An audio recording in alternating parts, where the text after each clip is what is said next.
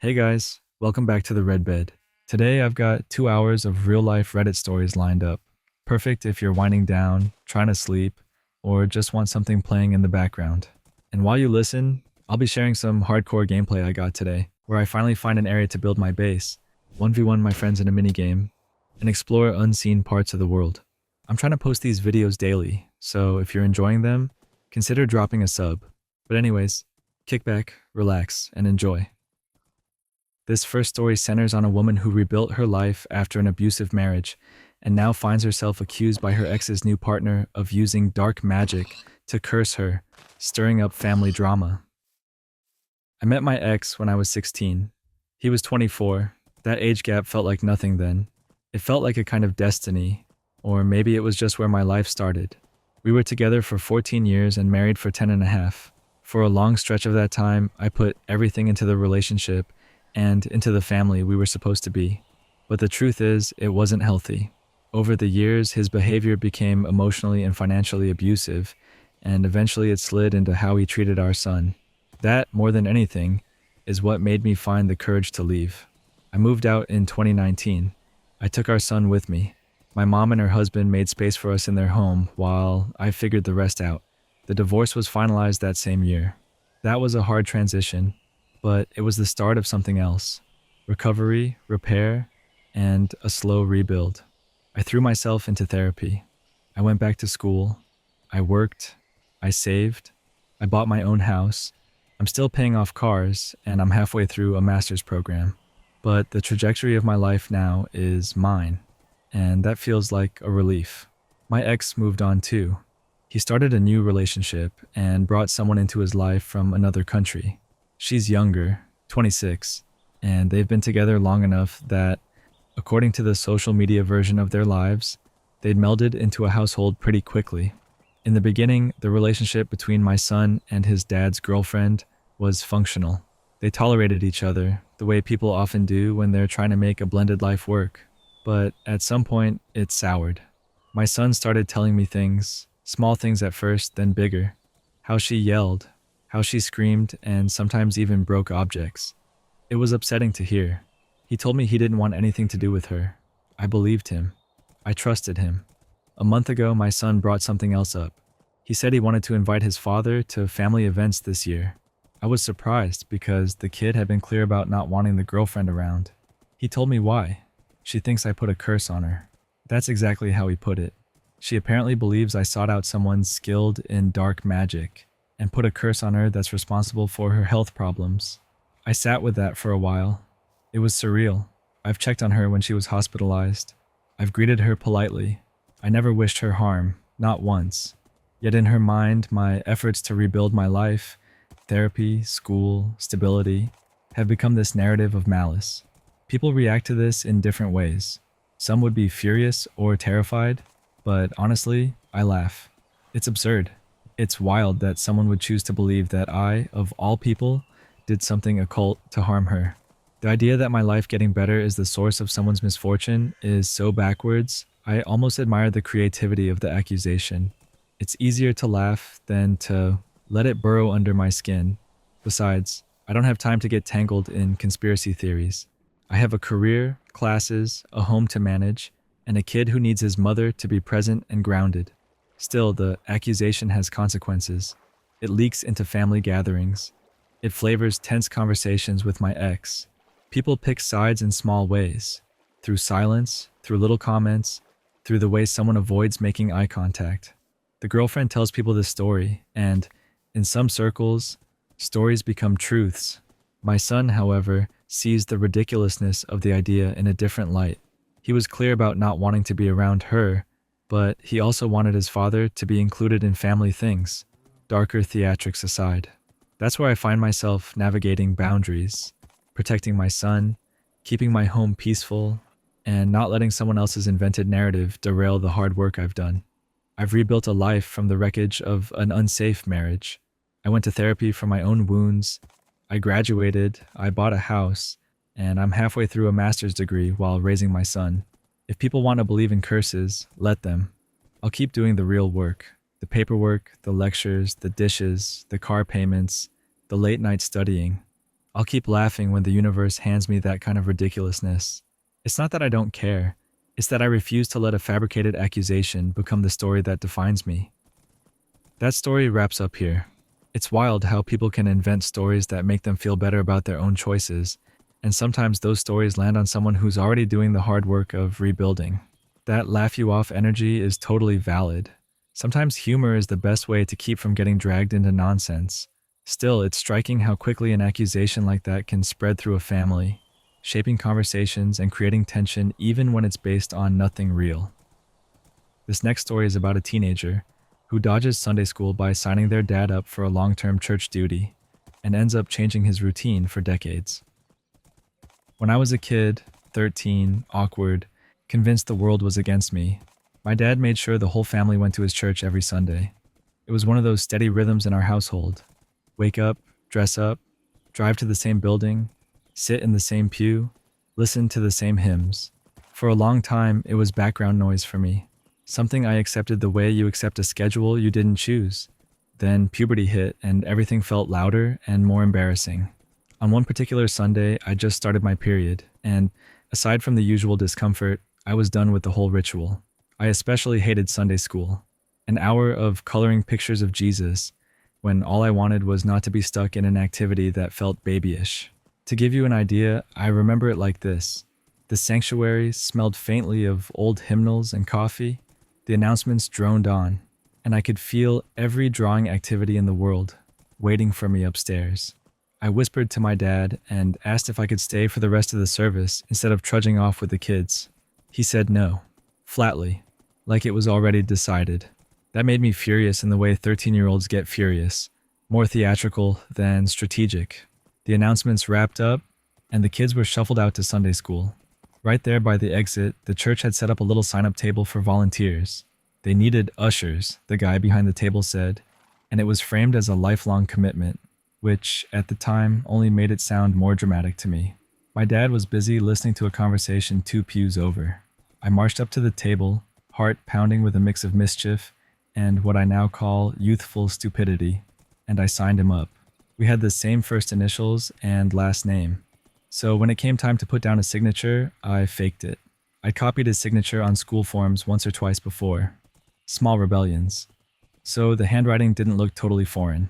In my head, it was a harmless prank. I'd escaped an hour of crayons, he'd show up and say, "Very funny," and we'd move on. 2 weeks later, the notice arrived at home. My dad opened it, and his face went from curiosity to annoyance in the space of a page. He couldn't exactly walk into the church office and say, "My kid signed me up as a joke." He'd built his whole identity around that place. He'd been going to that church since 1933. He'd been part of the community for as long as anyone could remember. Saying no would have been awkward. So he swallowed pride, laced up his shoes, and started showing up every third Sunday. I paid the price that first night. I got a proper scolding when I got home, the kind that feels like a parent rebalancing the scales. In retrospect, I deserved that. But I also learned something unexpected. My dad, who never liked being put on the spot, ended up leaning into the role. He showed up on time, straightened ties, held doors, and eventually let the routine that had been forced on him become part of his life. For the next 20 years, he was the usher on his assigned Sundays. He wasn't a martyr about it. He did it without complaint, and, looking back now, with a kind of wry pride that would have made my 13-year-old self do a double take. I teased him about it plenty over the years.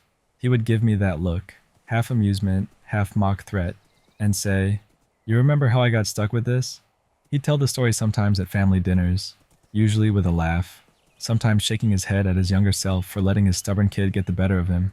The whole thing became one of those family anecdotes that everyone knows and repeats when a new generation comes along. Now he's 92, and he still brings it up. He still shows up, even if only out of habit or loyalty at this point. He uses it as evidence when he wants to remind me that I got what was coming to me, and he does it with a grin that makes the memory soft instead of sharp. I've thought about that teenage stunt more than once over the years. At 13, it felt like cunning. Later, it felt like a nuisance. Now, with the distance of time, it's one of those small, strange ways that families shape each other. How a kid's impulse can reroute an adult's steady path for decades. and how both people end up carrying the story like a badge, for better or worse. That's where the story ends. This one's funny and kind of sweet when you think about it. A teenage prank turned into a 2-decade habit. Who would have guessed? It says a lot about how parents bend for their kids, even when they grumble about it. Also, the fact he still teases about it at 92 makes it feel less like a trick and more like a shared family memory. This next story is about someone who exposed their mother's long-term affair to the wife of the married man involved, and then watched that choice blow up their family and change their life. For more than a decade, I carried a secret that was heavy enough to bruise my chest. My mother had been having an affair with a man named Bruce for over 10 years. My dad left her over it, but she stayed with Bruce on the promise that he would divorce his wife, a promise that, spoiler alert, never came true. Over the years, I watched how Bruce's presence poisoned family gatherings. He was creepy to everyone in our family, and my 3 siblings hated him. We were all forced to play along, to keep the secret, to pretend he wasn't an adulterer living a double life. That arrangement wore me down. I reached a breaking point. I had been quietly following Bruce's wife on social media for years, piecing things together and watching how little the rest of my family seemed to care. Eventually, I decided I could no longer be party to it. I sent anonymous emails to some contacts I found through social media and waited, my chest tight the whole time. The next thing I knew, Bruce's wife had responded. She asked to speak. I sat down and called her. We talked for almost 3 hours. She was nothing like I'd expected. Kind, measured, and deeply hurt. She'd been married to Bruce for 30 years and had no idea about his double life. Her voice broke more than once as I told her what I knew. I answered her questions honestly, gave her screenshots and dates, and quietly helped her build a case so she could get her finances in order before she moved forward. I thought I was doing the right thing. I thought I was offering her the truth she deserved. I also knew the moment I hung up that phone, my relationship with my mother would be over. The details would inevitably find their way back to her, and she would be able to trace the leak. The next day proved me right. My mother cut me off completely. Calls stopped, messages were blocked, and suddenly I was the villain in a family story they were telling each other. Harassment followed. Messages of disgust directed at me. Support and sympathy aimed at my mother. The people I thought I could turn to chose her side. They accused me of ruining her life, and, even worse, they believed the lies she started to tell about me. Money was a thread running through all of this. My mother's household situation, her lifestyle, the way the family had arranged things around Bruce, it all made confronting them riskier than I'd expected. I'm the oldest daughter, I have 2 young children of my own, and I watched as my mother effectively threw them under the bus. My siblings sided with her for reasons that, to me, looked painfully practical. Finances, comfort, loyalty to the person they'd been told she was. One by one, they turned away. Even grandparents I'd been close to chose not to believe me. I found an unexpected ally in Bruce's wife. She was gracious and composed in a way that surprised me. We stayed in contact. She thanked me repeatedly for telling her the truth. Helping her gather evidence felt like trying to give order to a chaos that my mother and Bruce had created. It did not make my family forgive me. In fact, their anger intensified. They accused me of harassing Bruce's wife, and that accusation became a wedge that pushed them further from me. 18 months later, the damage is still raw, but a few truths have come clearer. My mother, desperate to turn the tide, told everyone a shocking lie about me. She accused me of drug addiction and claimed cognitive impairment from substance use. It was a lie so far-fetched that I had trouble believing she would say it, and yet my family swallowed it. The level of their willingness to believe a story that ugly has been one of the most painful parts of this whole ordeal. I tried to explain, to send the full timeline and evidence, but nothing changed. The smear campaign persisted. I was ostracized. Through all of that, I've built my own life and found support in unexpected places. I have a husband and 2 daughters who love me, and in-laws who showed up when it mattered. One sister has remained on my side, and our relationship has strengthened as we healed together. I still speak to Bruce's wife occasionally. She has been nothing but kind, and, in many ways, she and I have bonded over the same betrayal. My mother, however, continues to choose a man over her children. She has married Bruce, and the family fractures remain. I grieve what I lost, not only the warmth of family holidays, but the implicit trust I thought family would always offer. There are days when regret washes over me, when I question whether I could have handled things differently. But the basic truth that pushed me to act hasn't changed. I could not live with myself knowing another woman was being lied to, and I could not keep exposing my children to a relationship built on deceit. The cost of doing the right thing has been enormous. I still carry it, and I still reckon with it every day. But I also know that I acted out of a commitment to honesty and to protecting the people I love. That's where this story ends. This is the kind of situation that doesn't have a tidy answer, just a lot of painful trade-offs. It makes sense that she chose truth over secrecy, even if the price was losing her family. That lie her mother told about addiction is gutting. It shows how far some people will go to protect themselves. At the same time, seeing her find support in her own family and in the woman she told feels like a small, necessary justice. These things break people, but they can also carve out space for new, healthier relationships to grow. This next story is about someone who clicked a coworker's link, expecting a routine meeting, and accidentally landed in a full-on wedding on Zoom, which quickly turned awkward, hilarious, and unexpectedly touching. It was peak Zoom everything season, the time when half your life is a link away and your calendar looks like a chaotic highway of virtual rooms. One afternoon, a coworker shot me an email with a subject line that read, "Join us at 5 p.m. I did the automatic thing, glanced, nodded, and clicked. I assumed it was another team check-in, another 30 minutes of tiled faces and muted complaints about the printer. I didn't think twice before the meeting window opened. The screen loaded, and then, in 2 seconds flat, the entire world shifted. There on the main tile was a bride in a full wedding dress, and next to her a groom looking like he'd ironed the nervous right out of his shirt. All around them were Zoom tiles. Not the usual tired coworkers in hoodies, but people in dresses and suits, some holding flutes, some already wiping at their eyes. For a moment, I actually thought my brain had fed me a weird hallucination. Then the chat exploded with little glittering claps of emoji, and someone said, "We're live, everyone. Don't forget to mute."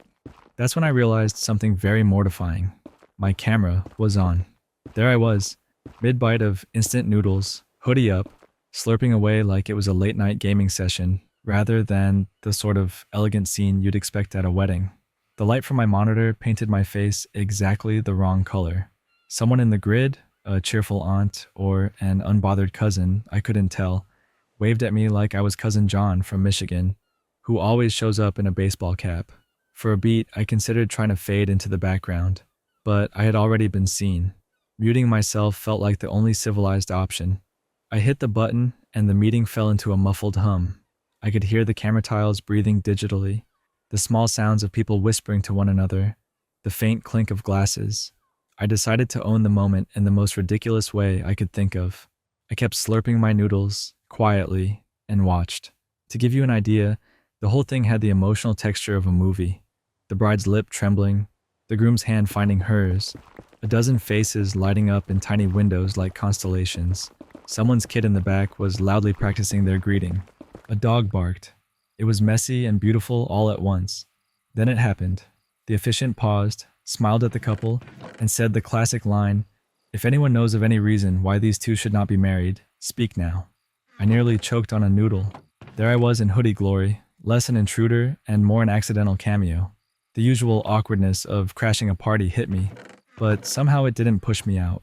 When the relatives suggested a toast at the reception, I found myself lifting my sad little water bottle, removing the cap with the same solemnity everyone else used on their champagne flutes, and clinking an imaginary glass toward my screen.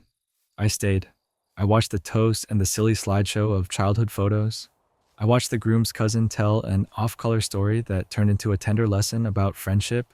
I watched the bride blow a little laugh that was half nerves and half joy. The chat was a river of well wishes. At some point, I realized I felt strangely emotional, like I had, for an hour, slipped into being part of something celebratory and sincere. Maybe it was the human pull toward shared moments, or maybe it was the overload of other people's happiness being beamed directly into my living room. Either way, by the time the couple said, "Thank you all for being here, it means the world," I found myself whispering, "Anytime, bestie," to my screen, ridiculous as that sounded. When the meeting wound down and the tiles blinked out one by one, I sat for a second with my empty noodle container, feeling oddly warm and a little sheepish. I never did figure out whose wedding it was, and I still don't know how their link landed in my inbox. Somewhere out there, I'm probably immortalized in a screenshot. The random stranger in a hoodie who crashed their big day and raised a water bottle like a proper, if uninvited, guest. That's where this story ends. There's something lovely about the way people include strangers in celebrations now and then, even by accident. It's a reminder that a small, silly presence can feel like companionship for a moment. I laughed at the image of noodles at a wedding, but honestly, that little burst of shared joy stuck with me. It's one of those tiny, modern-day human moments that feels both absurd and oddly sweet. This next story is about a traveler who accepted a stranger's scooter ride on a tiny Greek island, only to discover she'd accidentally walked into a local soap opera of tangled relationships. At first, I thought I'd earned the right to feel gloriously exhausted. After an 18-hour ferry ride, the kind where every seat is claimed and you somehow marinate in the general sweat of 100 people, I tumbled out into a small Greek beach town smelling faintly of diesel and salty air. I was sticky and tired and excited in that simple, hungry way you get when you finally arrive somewhere you've been picturing in Instagram photos. The plan was modest: find the beach, flop, and maybe eat something that isn't freeze-dried backpacker food. Then he rolled by, shirtless on a scooter, small helmet perched like an afterthought, Ray-Bans on, and a grin that looked straight out of a music video. I waved because what else do you do when a stranger gives you cinematic eye contact in a place that looks like a postcard? He nodded, said something in Greek, and the moment felt mildly amusing more than anything else. Because the town is tiny, you see the same faces. He popped up again the next day, and again on day 3. By the third time, he stopped to talk. That little island rhythm, where everyone knows who's who in a way that feels a bit like being in a small play, made it feel oddly natural when he offered me a lift. I hesitated less than I might have elsewhere. I'd been lonely on the trip, and a quick scooter ride sounded like a harmless way to see more of the town. Famous last words. We didn't have shared language to speak of. He had almost no English. I had zero Greek. Google Translate tried to be our mediator and mostly failed spectacularly, which somehow made everything funnier and more chaotic.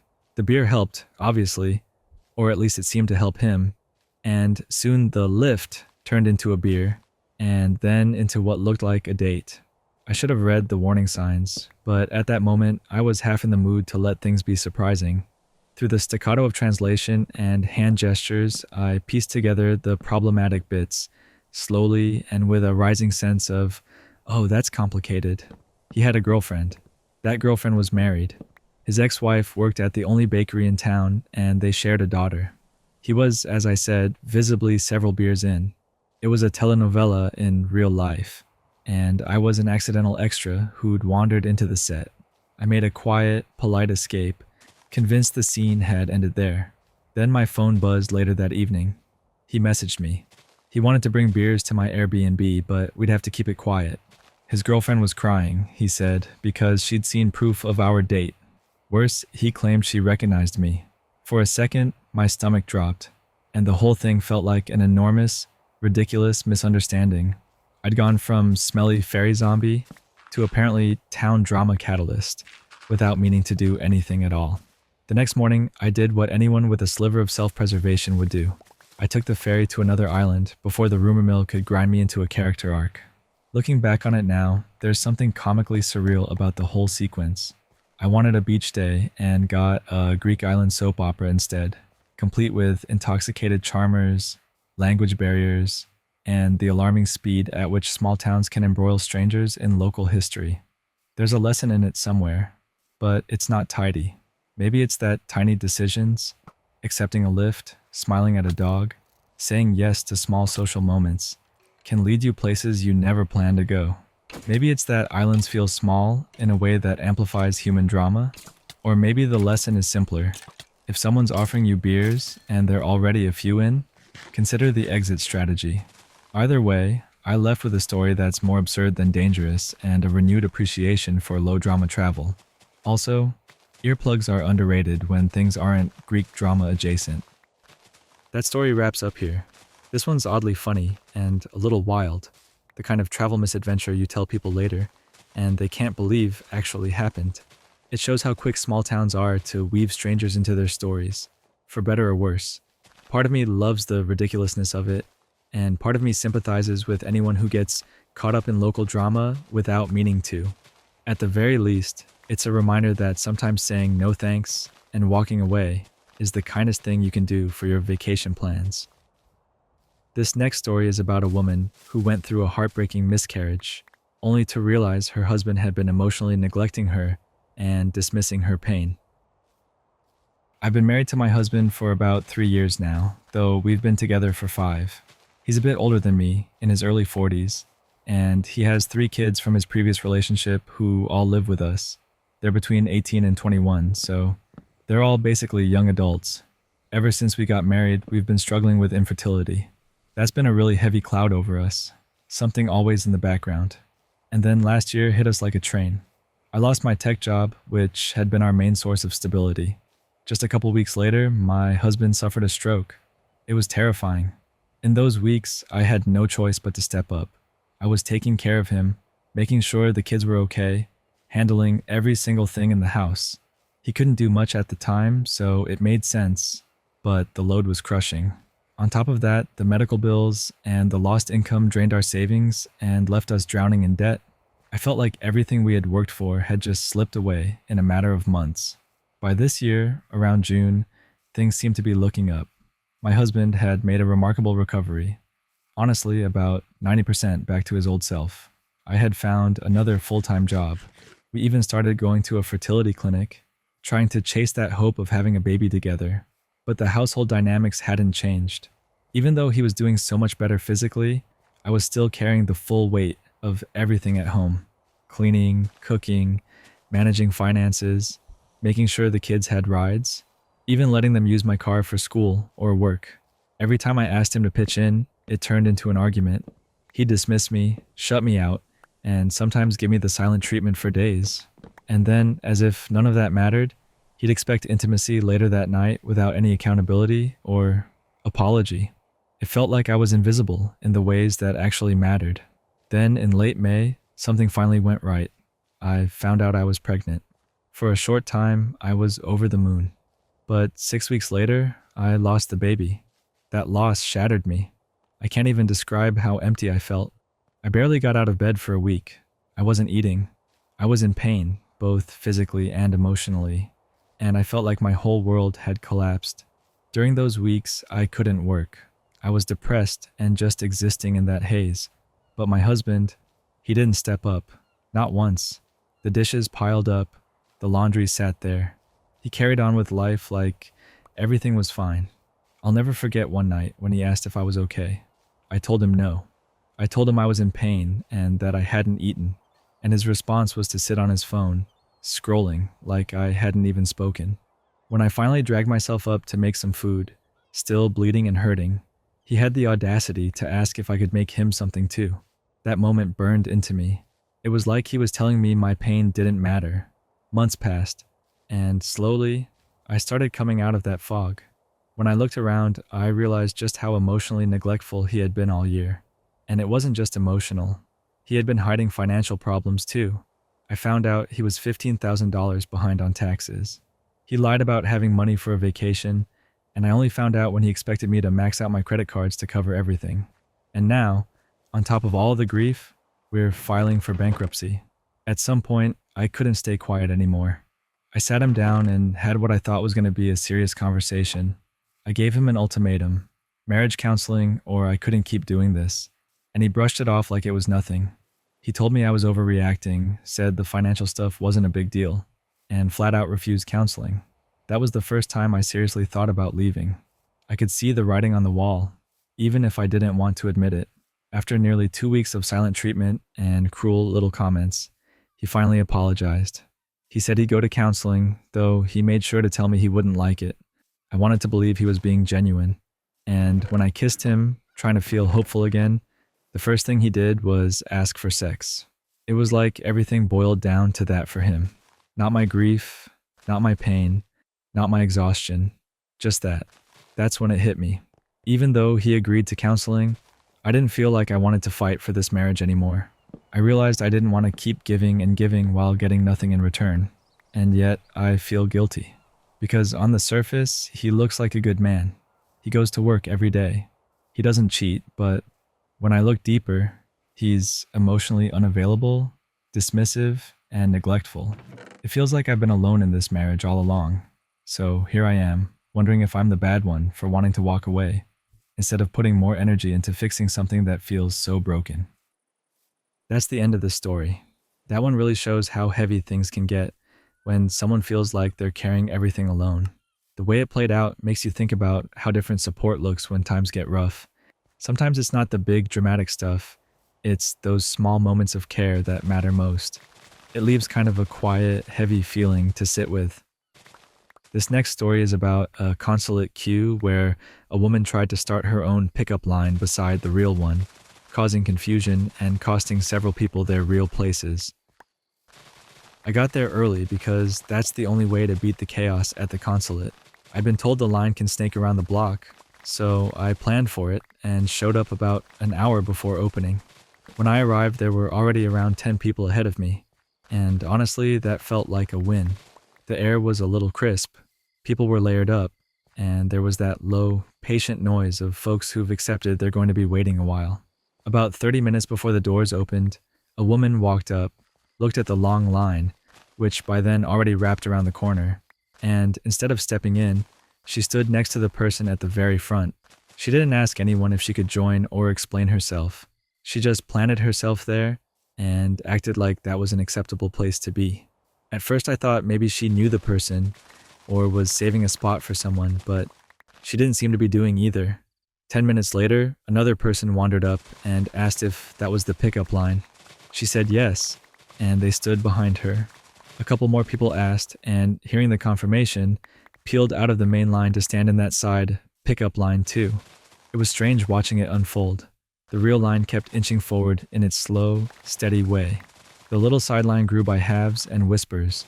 People were looking back and forth, trying to figure out which queue the guards would honor, and some of the uncertainty spread like a small ripple through the crowd. You could see the split-second math people do. Do I follow the person who looks like they know what they're doing, or do I trust the original queue? Nobody wanted to call the bluff out loud, so the situation kept building. Then at 9:30 on the dot, the guard stepped out. He looked at both groups for all of 3 seconds, took a breath, and then barked, "One line, people." That did it. The second line froze, like someone had hit pause. The woman who'd started it looked taken aback, almost surprised that the rules would apply to her plan. The guard began shepherding people back into the single, official queue. It was a quick, tidy correction in public, the kind that restores order, but also highlights how fragile that order is when someone decides to improvise. If she had just joined the main line when she first arrived, she would have been somewhere around the 30th spot by the time the doors opened. But because she chose to create a parallel line and claim a shortcut, the guard sent her all the way to the back. And by then, the back of the line was massive, easily 100 people or more. Watching her shuffle off to the end felt like a small, satisfying bit of justice. At the same time, I couldn't help but feel bad for the people who'd honestly thought the pickup line was a real option. They had lost their places through no fault of their own. They'd simply trusted what looked like an organized queue. There was a mix of reactions around me. Some people laughed softly. Some rolled their eyes. A few confronted the woman quietly, asking why she'd misled others. She mumbled something and then shuffled along. The atmosphere shifted back into the steady patience of waiting, the scrape of chairs, the buzz of low conversation, the occasional click of a watch.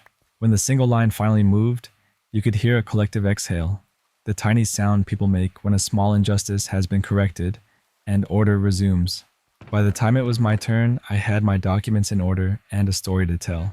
Standing there, watching that little drama play out, felt like a reminder. Public systems work because most people follow the simple rules. When someone decides they're above that, it doesn't just inconvenience themselves. It ripples outward and affects strangers who were doing the right thing. That's the end of this story. That felt like one of those everyday conflicts that can get blown up bigger than it should. You can see how both sides might feel unappreciated, even though it's really just about timing. The comment his wife made was harsh though, especially given how much he already does for the family. Honestly, it shows how easy it is for stress to make people see things in the worst light. This next story is about a steel mill's new no overtime rule, clashing with the realities of railroad work, and how one veteran worker quietly forced management to back down.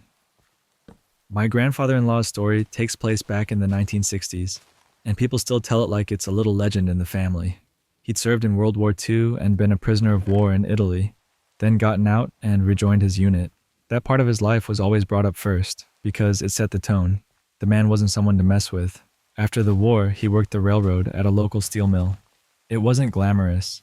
His job was basically moving cars around inside the mill, hooking them up, setting up trains, and shifting loads from one plant to the other.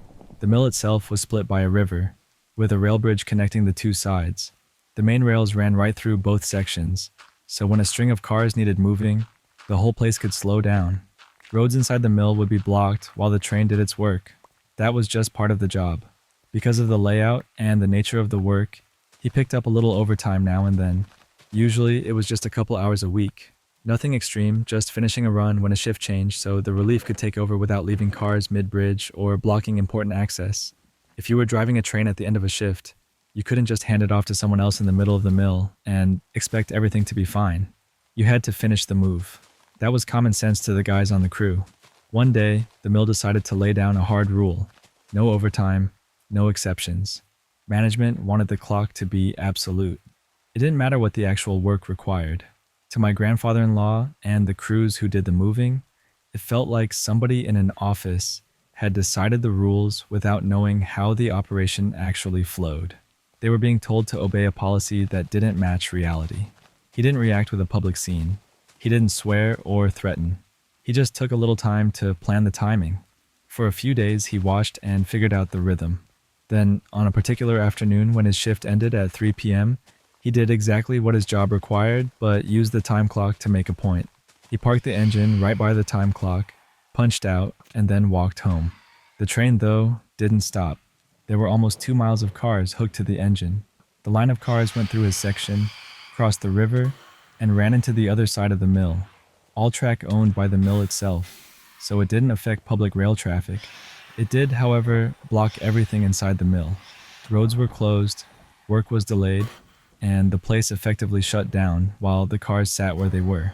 Management wanted to make an example out of him. They tried to punish him for the disruption. I don't remember all the particulars of what they threatened to do, and my grandfather-in-law would chuckle and say the details got fuzzy with time. But the union wasn't having any of it. The union stepped in fast, and they shut management's attempt down immediately. The next day, the rule was quietly changed.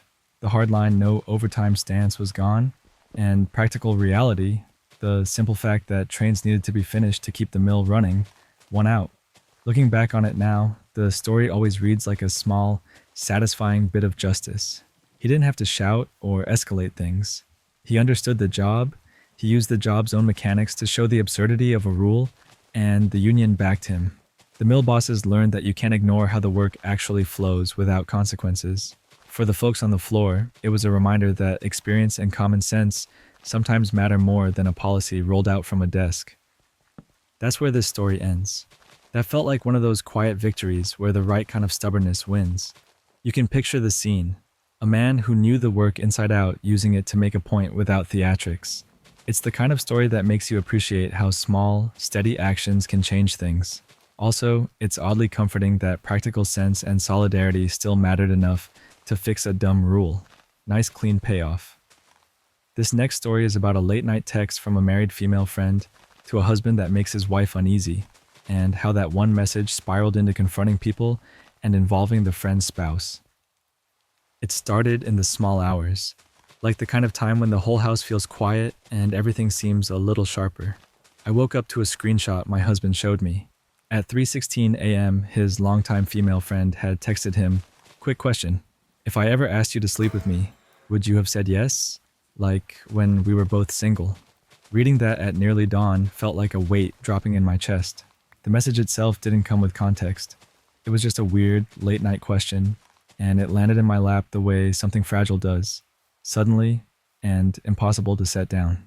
My first reaction was to feel cold and small and confused all at once. I don't get along with this woman. We've never been particularly close. She's married too, and I've always been wary of the way she interacts with my husband.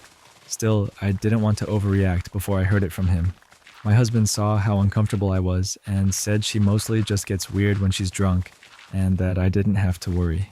He defended the history he has with her, how long they'd known each other, and the support she'd given him during tough times.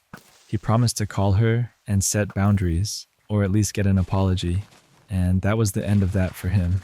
I tried to breathe and let it go. I told myself I would, but I couldn't. The thought kept circling in my head. So that morning, I did a thing I'd been thinking about. I found an old group chat that included her husband and sent him the screenshots. I explained calmly that the text made me uncomfortable and attached our back and forth so he could see for himself. I honestly didn't know what to expect. I braced for minimization or an awkward shutdown. What I got instead was not simple. His reply was blunt and, in a way, confirming. He said he remembered me, thanked me for reaching out, and then told me that their marriage had been strained for a while. He said they stayed together mostly for the kids and that things were beyond fixing in their household. That hit me like a cold wind. He went on to say, based on his reading of the screenshots, that his wife wasn't actually trying to start anything serious with my husband, and that my husband wasn't the type to cheat. But he did agree there was a grudge or some animosity toward me in the ways she's spoken before. He suggested that she might be trying to provoke a reaction, to make me angry or unsettled. He even asked me not to tell his wife that he'd spoken to me, because he had to keep the peace in their day-to-day life. That was surreal. Betrayal wrapped up in a request for secrecy, and me sitting there thinking about how tangled all of it felt. After that, I did confront her directly later, like my husband recommended I do. I kept the messages calm. I told her that the late-night text made me uncomfortable and asked what she meant. Her answers were messy and defensive, jokes at first, then deflection. She told me she was just a little drunk, then later said she didn't care if her husband saw, but also admitted she preferred to avoid arguments with him. She flip-flopped between minimizing my feelings and lecturing me a little, saying stuff like, "You seem a little controlling," and "It ruins marriages," as if the person made upset by a late-night message were the one crossing a line. That irritated me. It added insult to injury. I spent most of that day in a weird fog. Part of me kept thinking, maybe I'm overreacting.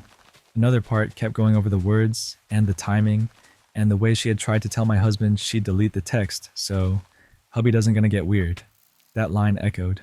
Why would she preemptively erase it if there wasn't something off about it? Why would she text at 3 a.m. with that question at all? When my husband came home from work that evening, we talked again. He was annoyed, sure, but also protective of their long friendship. He insisted he'd call her and demand an apology, and he said he wasn't ready to cut her out. He promised a timeout if she refused to apologize. I wanted him to see how vulnerable I felt. He did listen, and I accepted that he'd stand up for me. He did say he would, but I also saw how tied he was to that friendship, how complicated loyalty can get. I don't know what the right move was. I'm left feeling exposed and sort of helpless. I spent time thinking about whether bringing the other husband into this was appropriate. In the moment, it felt like the only way to get a clear reading of what was happening. His answer clarified some things, but also made the situation more awkward. Now I'm trying to go on with normal life, while inside I'm bristling with unease. I keep rehearsing what I'll say if this comes up again. I keep wondering how to act when he walks through the door tonight. Whether I can seem fine, whether I should press harder, whether any of it even matters. It's all messy, and I don't like that feeling. That's where the story ends. This one leaves a weird, prickly aftertaste. It's not dramatic in an obvious way, but it's the kind of small, invasive thing that rattles a home. The late-night timing and the deletion line are what stick with me. They feel deliberate enough to be unsettling. It's understandable that everyone's protective of their relationships, and that makes the situation messy. In the end, it just feels like a bunch of grown-ups managing an awkward fallout, and that's always its own kind of exhausting. This next story is about a mom whose boyfriend wants to use her teenage son's monthly survivor benefits to help cover their shared household costs, and whether that expectation crosses a line. I've been thinking about this nonstop, and honestly, it still feels like a knot in my chest every time I try to sort it out. My son is 15. He's been receiving survivor benefits from his late father since his dad died when my son was 5. Right now, that amount is $1,100 a month. For years, I've been handling that money in a way that felt responsible to me. I give him half, $550, to spend as he likes, and I set the other half aside for his future needs. I treat it like money that's meant to support him, not the two adults in his life. Lately, my relationship has taken a step forward. My boyfriend and I have been on again, off again for a long time, but things have been good recently, and he proposed. We're looking at houses and trying to plan how we'll make the move work with my son and with his 3 kids, only one of whom would be living with us full time. The house we're considering is $2,500 a month. When he and I sat down to talk about the budget, he laid out what he thought was fair. Him $950, me $950, and then using $600 from my son's monthly check for the household. He said the remaining $500 would go into savings for the kid. I remember that meeting clearly. I remember the way the kitchen smelled, how the sunlight was hitting the table, and how something small in the room tightened, like the air had gotten cooler. He explained it calmly. "We're going to be a family," he said, and he talked about pooling resources. I get the idea of sharing when you're building a life together. I do. But this felt different to me because these benefits were never intended as flexible household income. They were put in place to help my son because he lost his dad. To me, using that money to make up for an adult's share of rent felt like asking my child to subsidize the adult's living expenses. I tried to explain that I give my son half his check because I want him to learn to manage money, to have some control as he approaches 17. I told him I save the rest for him because there are future things he'll need. School, emergencies, whatever comes up. He didn't see it that way. For him, the math was simple. The house is $2,500. We split it so everyone pays less. The kid's money is money. Why not include it? He said it was about being a family and contributing. I told him that survivor benefits are different, that they're tied to my son's loss and his welfare. He called me selfish for wanting to keep that money separate. That stung. We've gone back and forth on this more times than I can count. I try to stay calm in the conversations, but it's hard when it starts to feel like my boundaries over my child's support are being dismissed. At moments, he talks about fairness and equal contributions. At others, he leans into the language of family pooling. I understand both viewpoints on some level. I also can't shake the feeling that this is less about building a household and more about reducing his share of the bills on the back of money that's meant for my son. It doesn't sit right with me. I've thought about how this will look in the future. If we get the house and he expects to use that check every month as part of the monthly budget, where does that leave my son? What happens when he turns 18 or when other needs crop up? I keep picturing conversations down the line where it's harder to explain why money that was once for him was used for the adults. That makes me uneasy. So I'm here, asking myself whether I'm being unreasonable. I'm trying to balance practical budgeting against what I owe my child. I'm trying to be fair to a partner who wants to plan a life with me. But I also feel like there's a line between shared finances and using targeted benefits intended for a dependent. I haven't made any final decisions yet. I'm trying to stay steady and keep my son's interests at the center while I figure out what this future looks like. That's where this story ends. This one leaves a clear, uncomfortable tension in the room. It's not just numbers, it's what the money represents for the kid. You can see why someone would want to pool resources when they're building a home. At the same time, asking to tap survivor benefits feels like a different category entirely. It's one of those situations where the practical and the protective bump heads, and that friction says a lot about where boundaries and priorities will land in a relationship. This next story is about a young mother who lost her stillborn daughter, and then shut out her mother and sister after they made the loss feel more about their own grief than hers. 6 weeks ago, I gave birth to a daughter who was stillborn. There was no ceremony, no first cries, just a silence that moved into the room and never left. We told our families afterward because everything happened so fast, and there wasn't time for the gradual, careful way people usually share those kinds of things. My boyfriend's family dropped everything to be with us. They offered meals, hugs, and stayed for the hospital appointments and the days after. Their presence was steady in a way I didn't realize I needed until it was there. My dad replied with some support, short messages that at least let me know he'd seen what happened.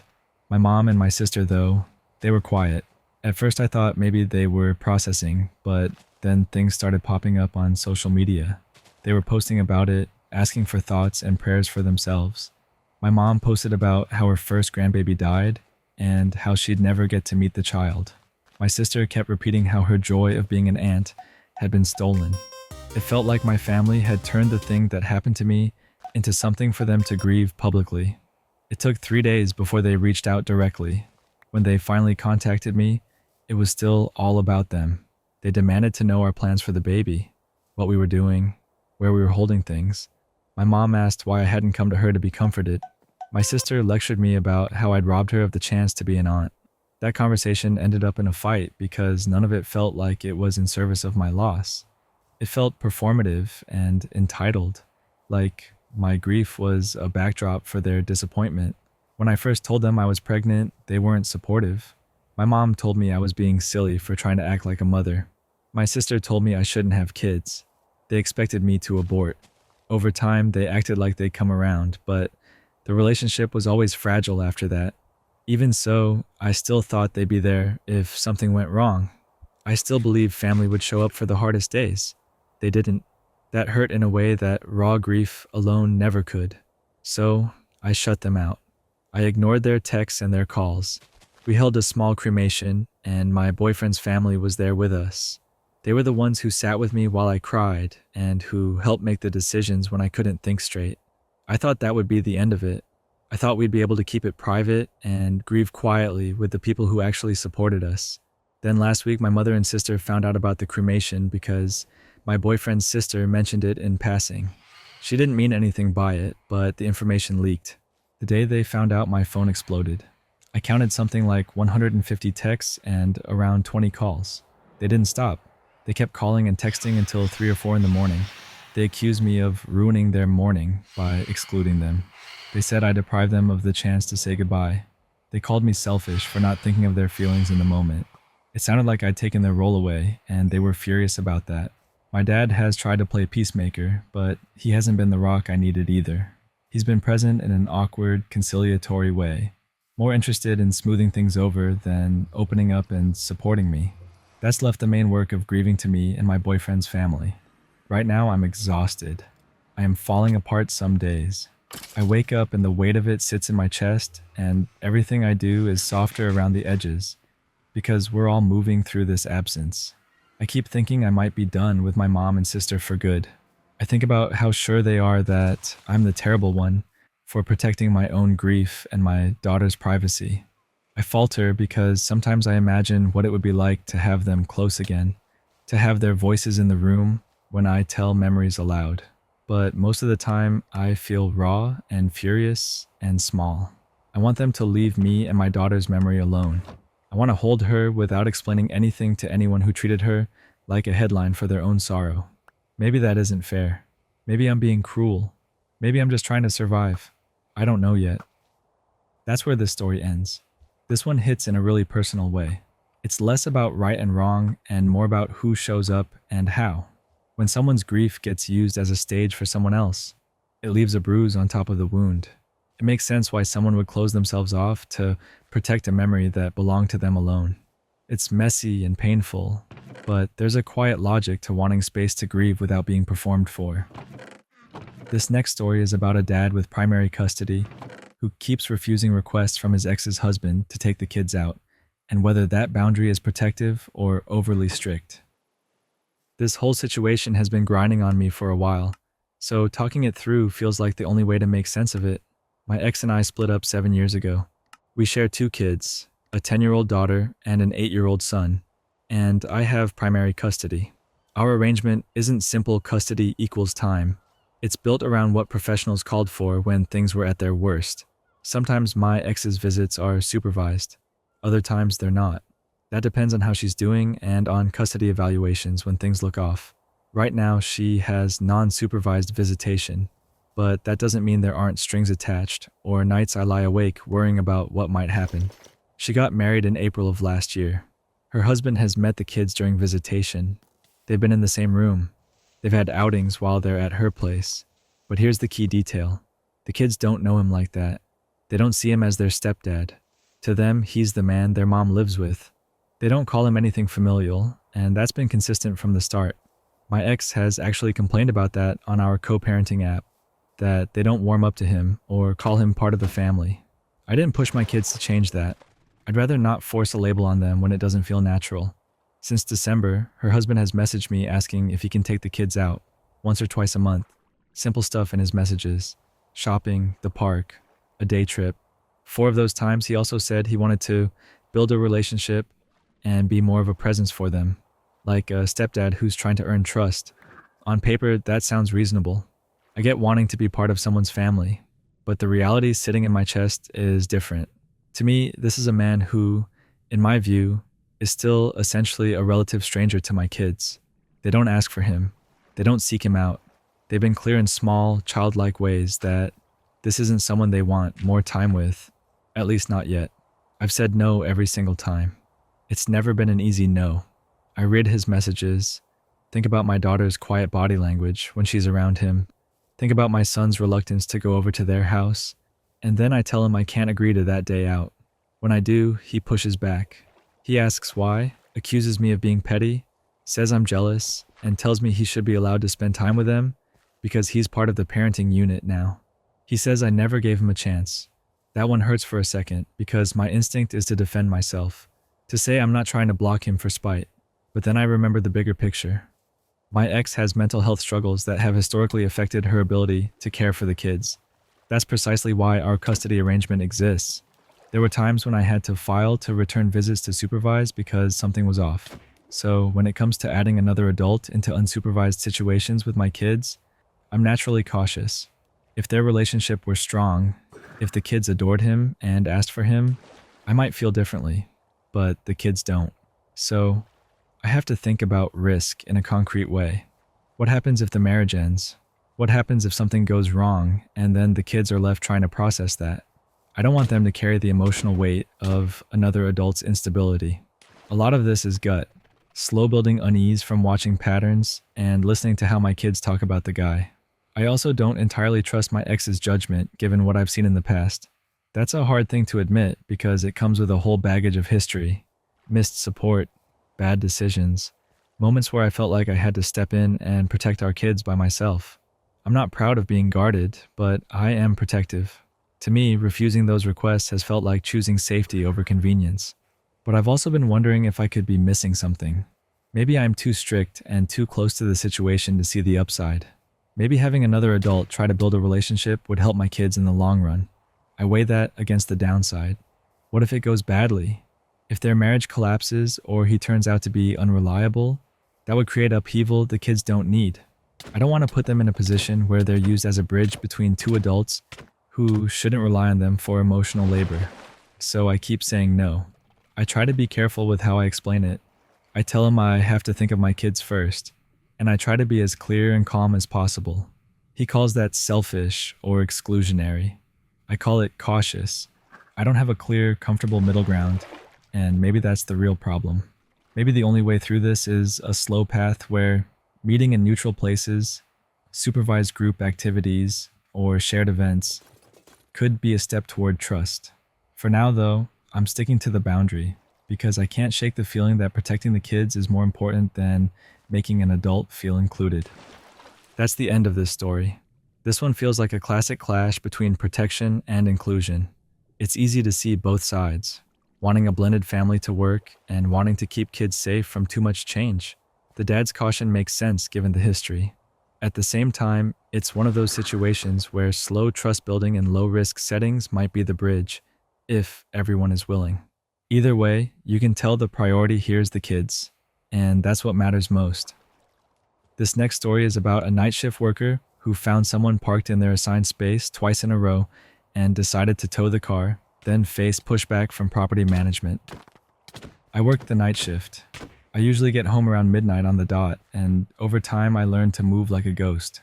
Quiet footsteps, no headlights banging into open garage doors, even locking my car from the inside so the fob buzz doesn't wake anyone. It's the trade-off for that schedule. I rent a place where everyone has an assigned spot or a garage, and I chose this apartment in part because I knew I had that dedicated space.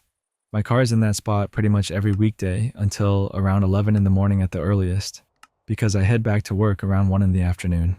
Last night, I pulled into the lot at midnight and almost felt my stomach drop. Someone was sitting right in my spot. The lights from their taillights painted the pavement red.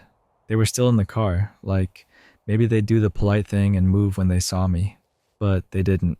I eased in behind them and checked for a parking permit on the dash. There wasn't one. I took a few pictures for proof. One of the license plate, one showing the parking space number, and one of the car with the building as the backdrop. I didn't want this to be a he said, she said later. I called the non-emergency PD line to ask who handles assigned parking violations. The operator read my lease clause and told me the lease makes the space mine, and it didn't specify a single tow company. So legally I could pick any tow service listed. They also offered to send an officer to issue a ticket on top of a tow if I wanted that escalation. I thought it through for a minute. This wasn't the first time. Someone had used my space the night before too. That made it feel less like an accident and more like a pattern. I asked the officer to send a unit and then called a tow company. The tow truck showed up about 12:30 a.m. The man from the company walked the lot while I handed over the photos and the lease clause on my phone. He asked a couple of questions, then hooked the car and dragged it away. I left a note on the building exit door with the tow company name and a line explaining I work nights, which is why the spot was empty when whoever parked there arrived. I wanted to be transparent in case the driver came looking for answers. Then I had to park on the street. The parking lot next door has a no parking 2 o'clock to 6 o'clock a.m. rule, so that wasn't an option. The only available place was a handicap spot, taken of course. So I ended up on the street where I worry about door dings and other damage. Part of me felt annoyed, but mostly I felt like I'd done what I needed to protect the thing I pay for. This morning I called property management because someone had taken my spot the night before as well. So now it was 2 nights in a row. I asked them to address it, and that's when things got awkward. The property manager sounded upset with me. Their argument was basically that the tenant whose friend got towed has lived here for 2 years, and everyone was used to them parking there. The previous tenant apparently didn't have a car, so the habit formed. Management told me not to tow anyone again because it makes a bad day for everyone. They didn't offer to reduce my rent or guarantee my spot would be available, and they sure didn't promise to cover any damage if my car were hit while parked on the street. I tried to explain that I'd followed what my lease says, that the spot is assigned to me, and that I documented the violation, but the manager was more concerned about neighbor relations than about respecting the contract I signed. I felt small and suddenly on the defensive in a place I pay to live. I chose this building partly because it advertised assigned parking, and now I'm the one being told to absorb the cost and inconvenience because people were used to using a spot. At this point, I'm left wondering if I overreacted. My gut says I didn't. The spot is mine on paper and in practice, but I also get the human side of it. Towing a neighbor's car is messy, and it does make someone's day worse. The difference is their day was worse because they parked where they weren't supposed to. I could have waited and tried to alert the driver, but it was midnight, people were asleep, and this was the second night in a row. I wanted to stop a pattern before it became permanent. I also worry about my car getting damaged on the street, and about the fairness of management telling me to just let it go when I pay for that spot. That story wraps up here. This one really sits in the gray area where rules and neighborly grace collide. On paper, he followed the lease and documented everything, which makes his call to tow feel justified. At the same time, towing always lands hard in a small community, and property management should be enforcing assigned spaces so tenants aren't put in that position. It sounds like the real issue is a management problem, not just the person who towed. Either way, I get why he was frustrated, and why he felt backed into a corner. This next story is about a couple who live together, where one partner wants to fully merge their bank accounts and the other refuses, sparking tension over trust, spending habits, and financial boundaries. I'm 28 and we've been living together for just over a year now. For the most part, things are pretty good. The rhythm of our day-to-day is settled. We split rent and utilities down the middle, we trade off buying groceries, and otherwise we cover our own personal stuff. No kids, no mortgage, no big shared purchases yet. Just the quiet, ordinary life of 2 people building a space together. A couple weeks ago, he brought up the idea of fully combining our bank accounts. He sat me down at the kitchen table like it was some big, natural next step. He talked about how we're basically a family already, how it would be cleaner to have everything in one place, and how that would simplify things like bills and savings. I listened, and part of me understood where he was coming from. Being practical about shared expenses makes sense. But honestly, I wasn't comfortable with merging everything. I told him I would be glad to open a joint account strictly for bills and shared expenses. We could both deposit equal amounts every month, and the pot would cover rent, utilities, groceries, and the stuff we actually share. That felt fair to me. I offered that because I wanted to be reasonable and show I wasn't trying to be closed off. What I couldn't do was agree to fuse all of my money with his. I've been saving aggressively for years. I have a plan for those savings, and I like having direct control over them. To give you an idea, I've worked hard to build a cushion and some long-term savings, and it's important to me that those goals stay intact. He's not terrible with money, but he does have about 5K in credit card debt, and he tends to make impulsive purchases, electronics, random stuff online, eating out more than I would. I'm the opposite. I budget carefully, I track spending, and I picture the future in spreadsheets and small sacrifices. When I told him why I didn't want to merge everything, he got visibly upset. He said it felt like I didn't trust him. He asked, bluntly, if I really saw us long term, why would I keep money separate? He said it came across like I was preparing to leave. I tried to explain that it wasn't about planning an escape. I said it was about being responsible, about protecting both of us from mistakes, and about keeping some financial independence. But when I suggested the joint account for bills, he called that cold and transactional. That stung. Since then, he's been distant. The energy in the apartment is different. Small moments feel heavier. I can tell he's hurt, and that makes me feel bad because I don't want to be the reason for that. My sister says I'm being smart, that merging accounts before marriage can be risky. My mom, though, reminded me that she and my dad combined accounts early, and it worked out fine for them. So she thinks I'm being overly cautious. Those outside voices make me second-guess myself sometimes.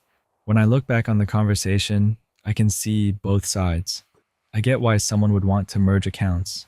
It can be a sign of commitment, a way to simplify life, a gesture of trust. At the same time, I've seen what debt and impulse spending can do, and I don't want my years of saving to be weakened by choices I didn't make. I feel like keeping separate accounts is a practical boundary, not a lack of faith. It's a way for me to preserve the goals I've set without blocking our shared life. For now, I'm sticking with my offer. A joint account for shared expenses, separate personal accounts otherwise. I said it calmly and I meant it, but I also said I'd be open to reviewing the arrangement later if things change. For example, if his debt is paid down or we make a stronger long-term commitment like marriage. He hears that as conditional, and I know it frustrates him. It's messy. I want him to feel trusted, but I also want to protect the future I've been building. I don't want to end up resenting him because my savings disappeared, and I don't want him to feel treated like an untrustworthy partner. Right now, I'm trying to hold both things at once, being fair to him and being fair to myself. I don't have all the answers, but I do have clarity about what I need to feel secure. That's where this story ends. This one lands on that awkward line between intimacy and independence. It's easy to see why he feels hurt. Finances are emotional, but wanting to protect your own savings doesn't make someone cold. The joint account for bills compromise sounds reasonable, and the rest feels like a boundary about security. It's one of those small tests that reveals how people balance trust with practicality. Hopefully they can talk it out without making it into a bigger trust issue.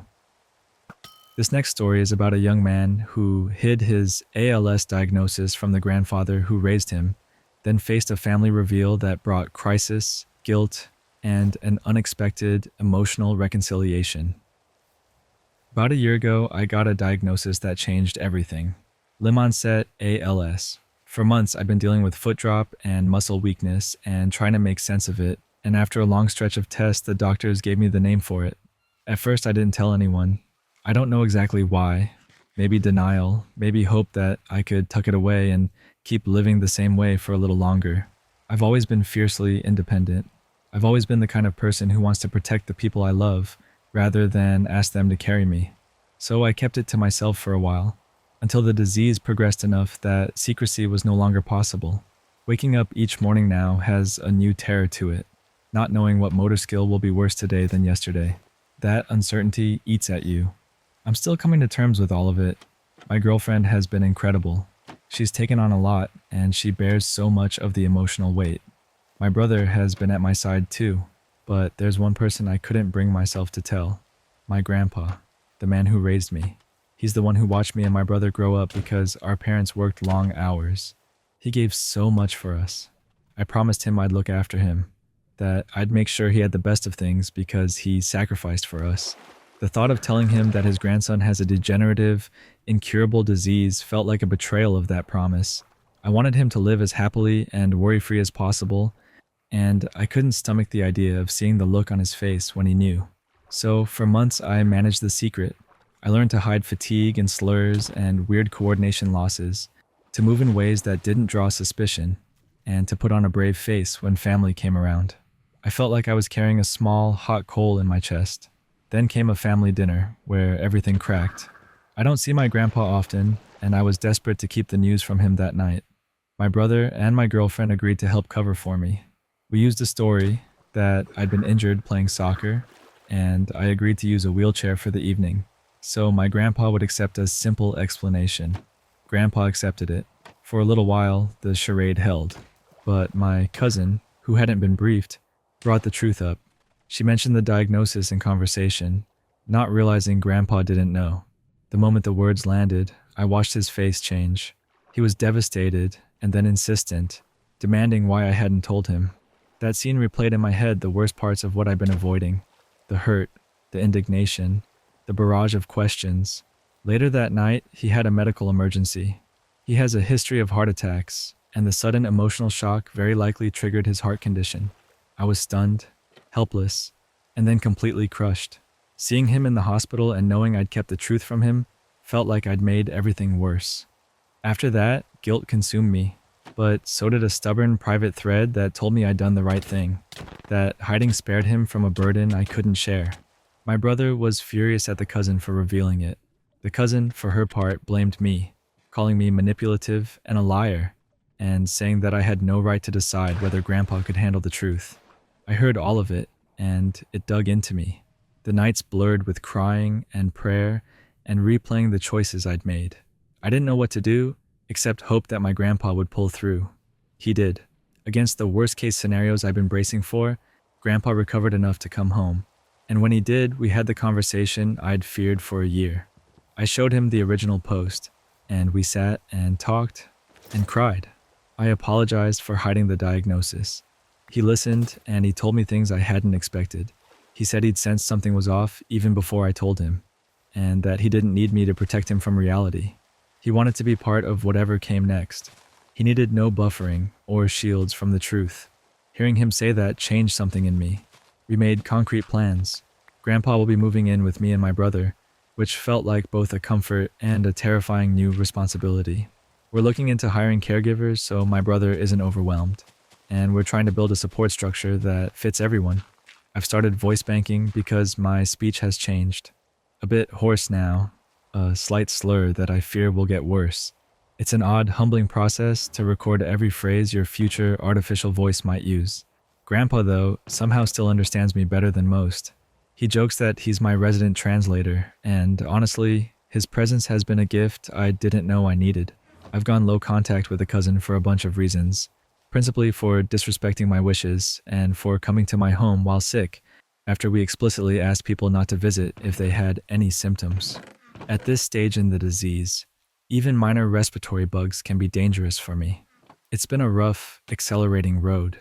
Lately, I've been rethinking choices like invasive ventilation and feeding tubes as the progression forces harder decisions. Some days, the fear of living and the fear of dying sit side by side, and I'm trying to find a place to stand between them. Through it all, I'm grateful for the people who actually stepped up. My girlfriend, my brother, and now my grandpa. These moments are raw, but they've given me clearer priorities and a small measure of peace. That's where this story ends. This one hits hard and human. It's messy and complicated, but you can hear the logic behind both choices, wanting to protect someone you love and the harm that secrecy can cause. The upside here is the honest moment that followed. Grandpa stepping up, and the family rearranging to support him. It's bittersweet, but there's something quietly powerful about choosing to share the truth and letting the people who love you meet you there. This next story is about a cafe that started keeping its restroom locked for customers only, and the scene that unfolded when a non-customer blew up about being unable to use it. I go to this little independent cafe a fair bit. It's the kind of place with mismatched chairs, a chalkboard menu that changes with the seasons, and a slow espresso machine that sounds like a small jet in the corner. About 6 months ago, they changed their restroom policy. Instead of leaving the toilet open, they put a simple sign on the door, asking people to ask at the counter if they needed it unlocked. The door itself isn't visible from the register, so staff have to get up and physically open it when someone asks. They made the change for reasons that made sense to me. The cafe used to have problems. People going into the bathroom to smoke, occasional vandalism, and other stuff that made the staff fed up. Locking the door so that an employee unlocks it on request cut down on the trouble. There's usually only 1 or 2 people working at a time. And yes, that can make things slow. But if anyone asks, the staff are pretty quick to get the keys and open the door. It felt like a small, practical compromise between hospitality and keeping the place safe. This morning I was there nursing a coffee and reading, the kind of slow weekday ritual where the hum of conversation becomes white noise. Then a woman walked in with a baby in a pram and a partner. They went straight for the restroom and found the door locked. From the moment she realized it was locked, she got loud. "Why is this locked?" she shouted. "This is a public toilet. It shouldn't be locked." There was only one young woman working at the counter. She was mid-task, steaming milk and balancing a tray of cups, and you could see she was flustered. Politely, I leaned over and told the woman that the staff unlock it on request.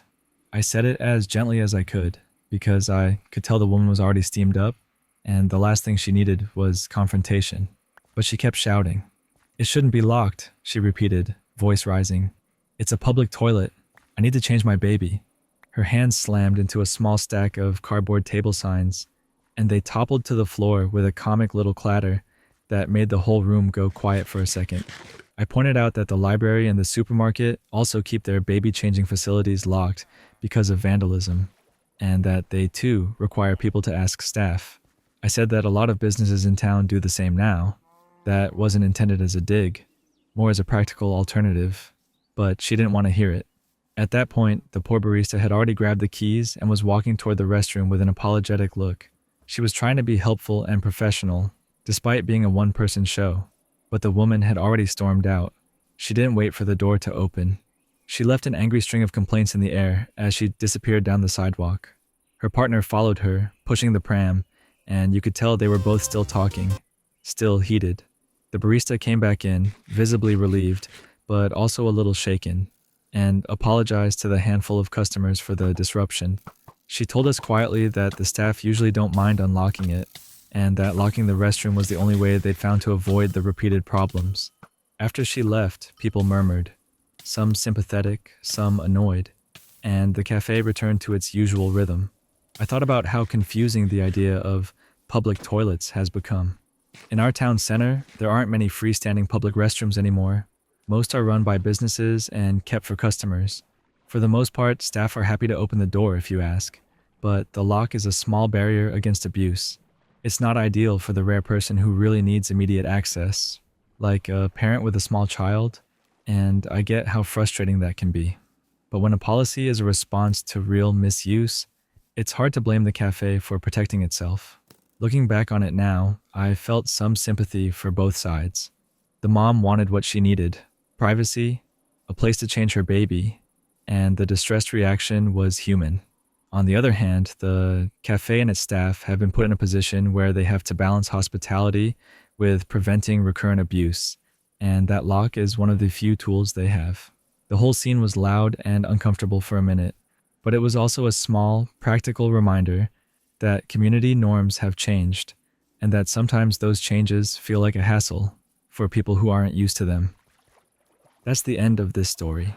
This is one of those moments where policy and real human needs bump into each other. I get why the parent was upset. Needing a changing space is urgent, but I also see why the cafe had to lock the door after problems.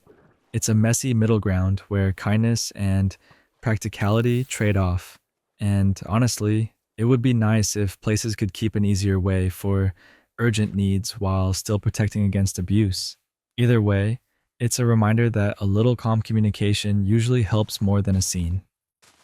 This next story is about a young woman who discovered a trail of lies, late night calls, and secret meetups that made her suspect her boyfriend was emotionally, or worse, with her older sister. This whole thing unraveled slowly at first, and then all at once, like a sweater being tugged until the whole sleeve came loose. I'm 20, and I've been with Ryan for about a year and a half. He's 29. For a long time, I trusted him, maybe too much. Then one day, an ex of his found me on Instagram and slid into my DMs with screenshots and timestamps. That's when the first seed of doubt landed. She handed me proof that when he'd been single, he'd been talking to multiple women, and some of the messages lined up exactly when he'd started talking to me. I confronted him with the screenshots. He admitted to messaging other people, said he was single then and could do what he wanted, and then defended himself when I pushed. That conversation left a bruise I couldn't rub away. Around the same time, my sister Jessica moved back in with our parents after a rough split. She's 25 and used to get her way a lot with mom and dad, so it wasn't unusual that the family rallied to help her. I invited Ryan to help with the move. I admit I was hoping he'd look like someone who cared about my family. He'd never met Jessica before, but during the moving day, they hit it off in a way that made me feel small and left out. They're closer in age and had things to talk about I didn't share. At first I chalked it up to normal friendliness. Then little things started to add up.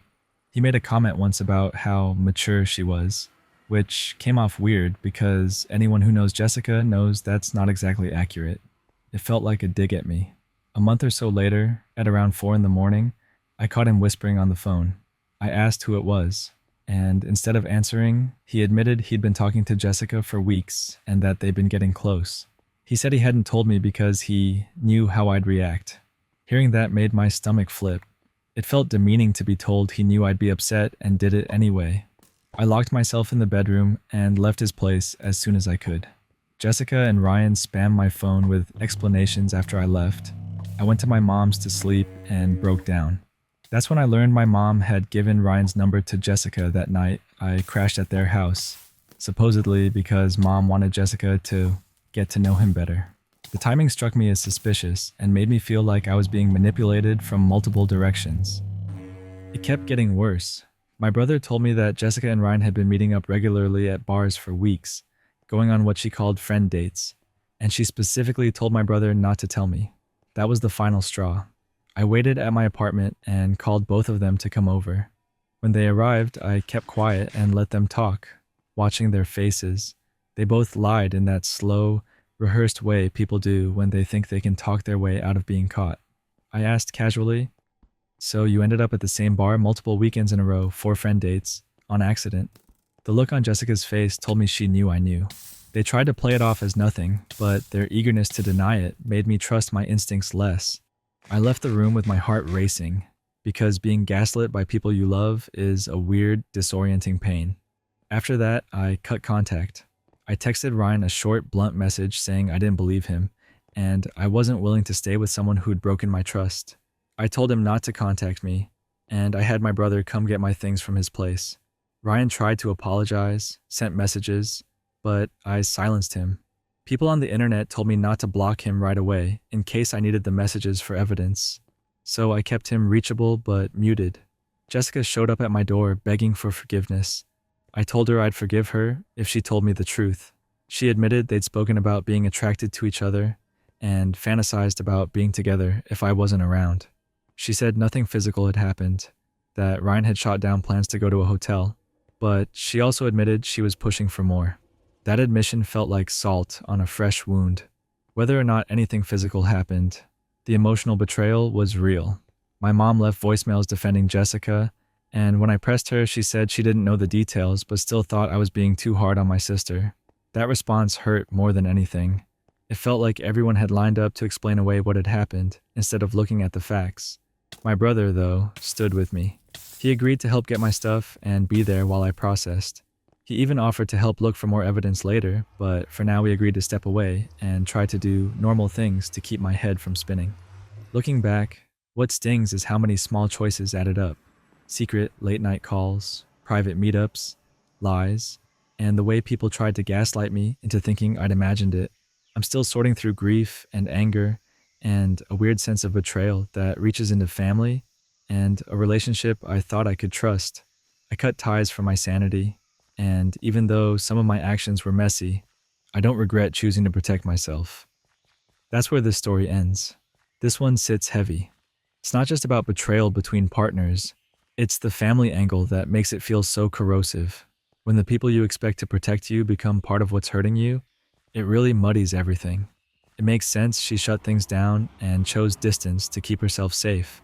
Sometimes stepping away is the clearest way to see who's actually on your side. This next story is about someone who lent a backup car to a homeless friend and then had to decide whether to keep letting that friend use it after repeated misuse, damage, and disrespect. I've never liked letting my anger drive my decisions, but this whole situation built up slowly until I realized I was just plain done. I'm 47, and for the last 6 weeks, I'd been housing a friend and her husband who'd become homeless. They were staying with me temporarily while working with a nonprofit to secure an apartment. I have 2 cars, a primary vehicle I rely on every day, and an older backup car I only use occasionally. I let them borrow the backup so they could go to appointments, look at apartments, and handle groceries. I made the terms clear up front: keep it fueled, watch for maintenance issues, keep it reasonably clean, and drive safely. They both have Social Security and a pension, so none of that struck me as unreasonable. At first, it felt good to help. I drove them to an appointment here and there. I pointed out potential complexes, and I tried to be patient while they navigated the nonprofit system. But small things started to pile up. One night, the backup car's side lights wouldn't turn off. I had to pull the fuse so the battery wouldn't drain completely. With the fuse pulled, the car was still usable in daylight, but it wasn't safe to drive at night or in bad weather. I told them plainly, no night driving until I fixed the electrical issue. The next evening, the car was out. They drove it anyway. That's when my stomach tightened. Not out of anger alone, but because if something happened, it would be my registration and insurance on the line. When I brought it up, they brushed me off and talked over me. I spent the next day repairing the electrical problem so the battery wouldn't die. A few days later, I got a call. Flat tire, and they couldn't open the trunk. I drove over, popped the trunk, and changed the tire. While I was there, I checked all 4 tires and found them dangerously low, 15 to 20 psi across the board. I still can't believe the tires didn't get ruined. I topped them up and wondered how long they'd been driving like that. Then there was the gas. I always fill the tank when the gauge hits about 3/4, and I told them the same arrangement. I kept checking the car's fuel level, and it seemed fine. One day I needed to grab something out of the car and walked up to a mess. Garbage spilling out, the reek of something rotten. As I hauled the trash out, I found a rotten banana peel under the passenger seat, and evidence they'd been smoking hemp in my car. The smell was awful. I cleaned it, sprayed it, and got the car smelling halfway normal again. When I looked at the gas gauge, it was on empty. That did it. I was furious. Not because of the smell alone, but because it was another sign they weren't treating my property with the respect I'd asked for. I pulled the GPS history to see how the car had been used. In those 6 weeks, their trips included 4 visits to upscale apartment complexes, well beyond what the nonprofit would likely approve. They refused to consider apartments in cheaper neighborhoods, apparently because they didn't want to live there. They went out to restaurants, shopped at department stores, bought groceries at expensive markets, and stopped at smoke shops. My math? They hadn't put a drop of gas in my car. I'd been trusting them with a vehicle so they could get back on their feet, not to joyride, smoke, and neglect basic maintenance. So I took the keys back. I explained calmly that the car was no longer available to them and that they could take an Uber if they needed rides. They said Uber was too expensive for apartment viewings, but they still walked to restaurants. I reiterated that they needed to be out in 2 weeks. Apartment, hotel, or the street. I meant it. They called me a bad friend and said I was an asshole. The truth is, I was exhausted. I tried to help, but the rules weren't being followed and the cost had become mine to bear. Looking back on it now, part of me wonders if I could have handled things differently. More check-ins, firmer boundaries earlier, something to avoid the escalation. But I try to be realistic. Letting them keep using the car after they ignored safety rules and trashed it would have been enabling behavior that put me at legal and financial risk. I offered them support in other ways: rides when absolutely necessary, help filling out forms, calling the nonprofit. But I'm not comfortable funding their lifestyle or being held responsible for avoidable damage. This was about trust, responsibility, and personal boundaries more than anything else. That's the end of this story. This one hits kind of hard because it's easy to want to be the helper, but helping can't mean getting taken advantage of. It's clear the narrator tried to set basic expectations, and those weren't respected. At some point, protecting your stuff and your liability becomes part of staying kind in the long run. It sucks that friends in need turn things into a burden, but boundaries are a form of care too, even if it feels rough to enforce them. This next story is about a shift change, a lunchtime improvisation, and a tiny misunderstanding that made a coworker wonder if the narrator was eating cat food. I work at a factory, and this week I've been covering third shift because most of my normal team is in training. Normally I'm on second shift, which is the busy one, and my job keeps me away from the desk handling issues as they pop up. That means my breaks are usually at my desk, so I can eat and catch up on paperwork at the same time. It's the practical way I've learned to make the day not feel like it's swallowing me whole. Third shift, though, runs quieter. There aren't as many fires to put out, and I actually got ahead on my paperwork. Since things were mellow, I figured I'd be social for once and eat in the break room with the rest of the crew. Seemed harmless. A little change of pace felt nice. For lunch, I made a tuna sandwich, and I wanted to keep things simple. I mixed the tuna with Sriracha because I like a little kick. I didn't want the bread to get soggy though, so instead of assembling the sandwich right away, I mixed the tuna and sauce back into the can and used the can lid to seal it up. Then I carried the can into the break room, sat with some coworkers I'd been chatting with, and assembled my sandwich at the table. It seemed like the least dramatic thing in the world. About halfway through the first bite, someone at the table squinted at the open can and asked, "Is that cat food?" I blinked. My brain did this weird double take.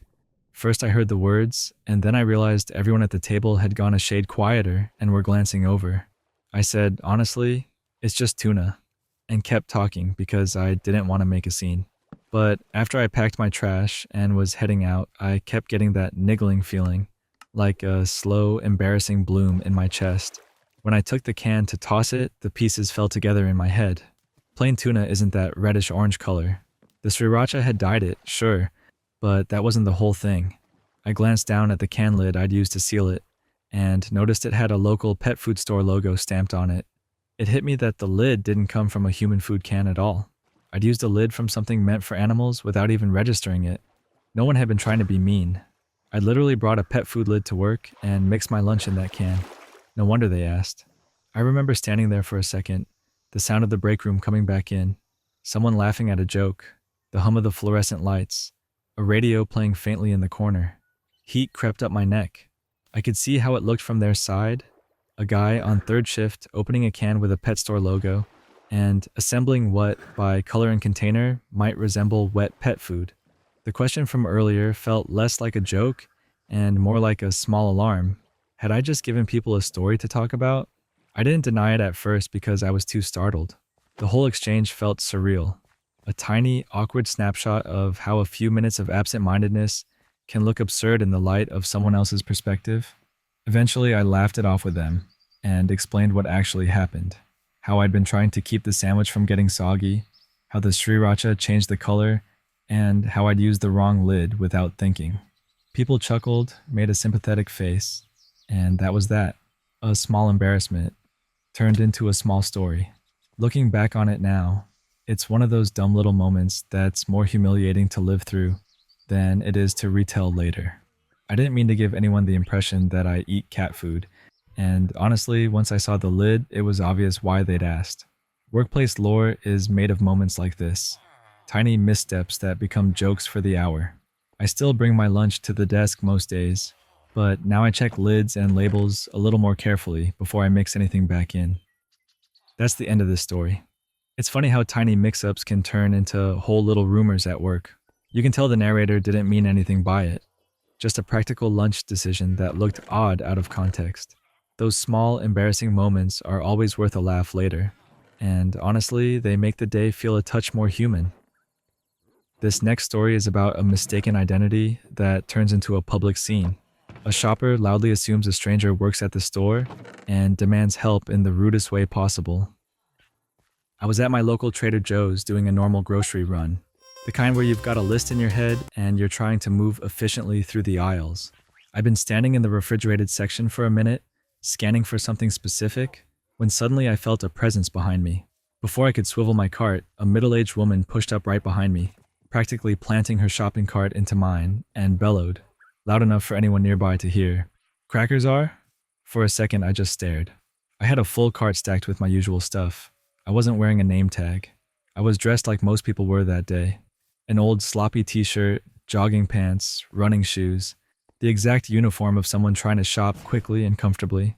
So I honestly had no idea why she thought I was an employee. Even if she had assumed I worked there are polite ways to ask for help. You can say, "Excuse me, where are the crackers?" Or, "Could someone point me to the crackers, please?" Not that. Not a command. Not a shout. At first I was more bemused than annoyed. My brain tried to parse it. Did she really think I was staff? Did she think the entire store was staffed by casually dressed people? My face probably gave away my confusion because she huffed and rolled her eyes like I'd personally offended her by existing. I turned slowly, kept my voice calm, and said, "Ma'am, I don't work here." I didn't try to be funny. I didn't raise my voice. I just stated the obvious. She did this little dramatic "oh," the kind that sounded like she couldn't quite believe she'd been mistaken, and then she flounced off, cart squeaking down the aisle. I watched her go, half expecting her to come back and apologize. She didn't. Instead, she kept marching, the picture of self-righteousness. For the rest of my trip, I could still feel the odd charge of the encounter, that weird mix of irritation and amusement you get when someone's rudeness is so blatant it almost becomes theatrical. When I finally got to the checkout, the cashier scanned my items, and we were doing that little bit of friendly small talk that usually fills the silence between payment and bagging. Then I heard her again, the same voice booming down the aisle, rattling off the contents of a cart like it was an inventory list. The woman had marched all the way down to another lane with somebody else's groceries, and only then realized it wasn't her cart. You could tell the moment she registered it. Confusion, a quick panic, and then the slow realization of her own mistake. Both the cashier and I cracked up. Not in a mean way, but in that relieved, well, that solved itself way. The whole scene had been diffused by karma more gently than any comeback I could have conjured on the spot. She loudly demanded assistance, and then, without anyone needing to point it out, walked off with someone else's haul. I left the store with my bags and a little story to tell later, feeling oddly pleased that the moment didn't escalate, and that the universe served up a quiet bit of justice for the spectacle she'd created. That story wraps up here. Moments like that are wild, because they show how some people act like the whole world owes them basic courtesy. It's almost funny when things sort themselves out. Someone assumes authority and then trips over reality. I appreciated that it didn't turn into a confrontation. A little irony did the work instead. Makes you glad for normal, polite shoppers and staff who just keep the place running. This next story is about a new roommate who turns out to be oddly controlling, assigning chores, policing shared spaces, and even handing out a strict laundry schedule that makes daily life feel tense. When I first moved in, I was cautiously optimistic. The place looked fine. The landlord was straightforward about the lease. My new roommate had seemed flexible during the move-in process, and I honestly thought we might get along. It has only been a month, and already I'm realizing I guessed wrong. At first I chalked some things up to new household awkwardness. Then the little things started piling up. The first weird interaction came over utilities. My lease explicitly states utilities are included in my rent. I even pay a little extra directly to the landlord, so everything is clear on paper. Despite that, my roommate kept trying to guilt me into covering bills and other household costs. He'd drop hints in the group chat about being the one paying the extras and expect thanks. I tried to be patient. I explained the lease. He didn't like that. There were other moments that felt like micro-controlling. When I was dropping 3 moving boxes at the front door, I left the door unlatched for a few minutes while I didn't have both hands free. It was 5 minutes. I thought nothing of it. He came out and scolded me about letting out the cold air they had worked all day to cool down. It felt theatrical. I had literally been juggling boxes. I said sorry and moved on, but the tone stuck with me. It was like living with someone policing tiny, harmless choices. A few days later, before I'd fully settled in, he sent a list of house rules. Some were fine. Clean up after yourself, don't leave dishes for days, basic stuff. But other rules were excessive. Unplug lamps to conserve electricity. No pictures or anything hung on walls. That one felt invasive. I like having a few things on the walls to make my space feel like mine. He framed it as being about respect for the apartment, but it read more like him deciding how everyone else should live.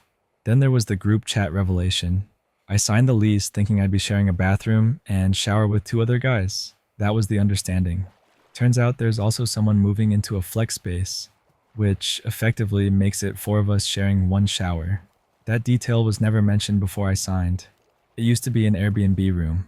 Fine, I can adapt, but it's not great to find out after the fact. He also put together a shopping list of items he expected me to buy for the house. I had already contributed. I bought shelving for the shared shower. Others had grabbed cleaning supplies and toilet paper. That felt fair. But then he asked me to buy a step stool for the kitchen so I could reach top shelves. I don't need a step stool. I can reach just fine. I don't want to clutter the kitchen with something I'll never use. When I said no, he got upset. Since then, whenever the dishwasher is emptied, my dishes are left on the counter while other people's dishes get put away. It feels petty, and it creates these small slights that accumulate into a bigger tension. The cleaning schedule he imposed is another level. Weekly wipe downs of baseboards and deep cleaning the bathtub. I get that a shared space needs regular cleaning, but those tasks at that frequency feel excessive. It's like living under a rotating list of chores that target the tiniest corners, while normal daily upkeep gets treated like an optional favor. It's exhausting to keep up with, and the way he enforces it makes it worse. I bought a shelving rack for myself because the pantry only had 4 large shelves and it was cramped. When the new guy moved in, instead of him buying something for his stuff or using a built-in shelf, I was told to give up 3 of my 5 shelves so he could use them. I tried to compromise. I offered to move some items around. No, he insisted I give up space I'd already paid for. It's petty and frustrating to have to fight over where cereal goes. Then there's laundry. We've been assigned specific laundry days. You are not allowed to use the machine outside of your day because the laundry needs a rest between cycles. That excuse is odd, and it puts me in an impossible spot. He took Sunday, which works for him because he works from home and has a flexible schedule. I was stuck with a weekday slot. That means I have to rush home from work, sometimes missing free time or being late, just to do laundry before the curfew he's set. It feels like the house rules are being designed to suit his life, not everyone's. Finally, there was the food incident. I had meat defrosting in the fridge for my week's meals. He opened it by mistake and called me downstairs. I expected a simple, "Hey, I'm sorry, I grabbed the wrong thing." Instead, he promised to replace it and never did. It's been a week. Money is tight for me. That meat was my protein for the week. I feel taken advantage of. All of this together has made the apartment feel less like home and more like living with a small, relentless manager. I try to be reasonable. I try to communicate calmly, but the combination of policing small things, insisting on weird rules, and starting passive-aggressive rituals, like leaving my dishes on the counter, has worn on me. I'm trying to decide how long I can tolerate it and whether I should push back harder or look for somewhere else. For now, I'm documenting everything, keeping receipts, and trying not to snap. That's where things stand. That's the end of this story. This one reads like a slow, daily squeeze more than a single big problem. Those tiny rules and passive-aggressive moves add up fast. It's not just about preferences. It's about whether the house is being run for everyone or to suit one person's schedule. Living with someone like that can drain you, even when each thing seems small. I'd pick a quiet talk or a concrete plan before it becomes a bigger headache. This next story centers on a daughter caught between loyalty to her dad and pressure to include his much younger, clingy girlfriend in family life. It's about boundaries, family tension, and what happens when expectations collide with real life. I'm 26, and my dad, who's in his late 50s, has been with Trudy for about 6 years. She only moved in with him less than a year ago. From what I can tell, she decided she wanted to be a full-time housewife. My dad was reluctant at first, but he agreed. and now Trudy's whole routine revolves around him. When he's home, she's glued to whatever he's doing. When he travels for work, she gets up, goes to the gym, orders takeout, flops on the couch, and watches TV. She doesn't really have friends here. Her family lives about 6 hours away, and aside from my dad's circle, she doesn't socialize. Because of that, both she and my dad started asking me and my sister to include her more, to invite her to things, to hang out when she's home alone because they think she's lonely. My sister mostly ignored the requests, but they kept bothering me. I'm polite to her. I don't snub her in front of other people, but I also don't want my free time to become Trudy time. I have a baby and a job. The parts of my day that aren't work are few, and they're spent trying to look after my son or catching up on the sleep I missed the night before. Trudy and I don't share interests, and I find her exhausting to be around. I've told my dad as much in a calm way, that I'm not going to be her cure for loneliness, and that hasn't landed well. Last Friday, she invited me, my husband, and our baby over to watch a movie. We thanked her and declined because my husband had to work, and I didn't want to take the baby out on my own. The next night, we hosted a small game night at our place with our best friend and her husband, and the friend later posted an Instagram story. My dad came home Sunday morning, and at a family get-together, Trudy saw the story. She pulled me aside with my dad, and we had an argument. She was hurt that I hadn't thought to include her when she'd been home alone earlier in the week. My dad told me I'd been inconsiderate. I told them, politely, honestly, that it's not my responsibility to create friends for someone who refuses to meet people. That line offended Trudy. She took it personally, and my dad called afterwards saying I owed her an apology. He said I was bullying his girlfriend by refusing to hang out with her. I thought about it and realized my words could be read as cruel, even though I didn't mean them that way. Still, I don't want my son's time to be a solution for her loneliness. I decided to act. I asked my friends who know her to block or remove her on social media so she couldn't accidentally see posts in the future. I removed her from my own follower list and made my account private. I wanted to prevent another awkward confrontation. I also tried to have a one-on-one with my dad. We planned lunch, but he called and said Trudy insisted on coming along to keep us company. I told him no. I wanted to talk to him alone. That led to a small fight, and we rescheduled. Eventually, when Trudy was at the gym, I called my dad and said plainly that I do not like Trudy, and I will not be forced to spend time with her when he's not around. He tried to guilt me with her life story and how much she loves me, but I held my ground. We argued about her lack of friends. He said she didn't want to try to meet people, and I told him there's nothing more I can do if she refuses to put herself out there. He said he wouldn't push me anymore, and I said I'll always be polite, but I won't pretend to be friends with her just because it's convenient for them. My husband backed me up through all of this and reminded me that my son is my priority. It's tiring, but I feel more stable having set that boundary. I'm not looking for a perfect outcome. Just a space where my little family isn't expected to fix someone else's life. That story wraps up here. This one sticks with you because it's so domestic and slow burning. Family pressure is weirdly heavy. Small requests pile up until they feel like demands. It's okay to protect your own space and your kids' time, even when relatives call it cold.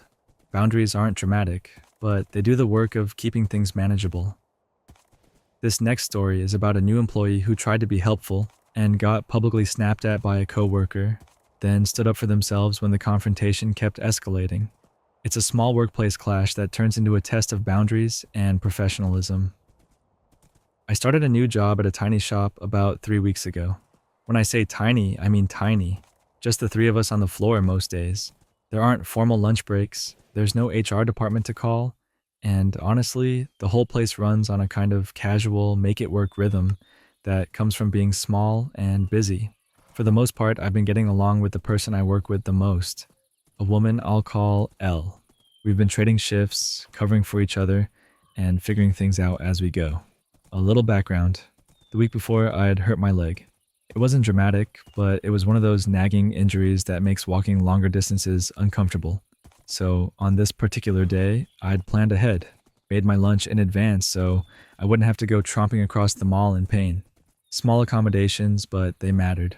About an hour into the day, Elle mentioned that she was hungry, and wanted to pop across the mall to the shop for some food. She said she wanted to wait until the boss brought the day's stock so it wouldn't be awkward while we were still receiving deliveries. I told her that was fine. No problem at all. The boss arrived, unloaded the stock, chatted for a minute, and left. There wasn't anything frantic about it. The floor had settled back into its usual hum. When the moment felt right, I casually asked Elle if she still wanted to go grab something to eat. It was meant to be a quick, friendly check-in. Nothing more than making sure we were on the same page. Instead of a simple yes or no, she exploded.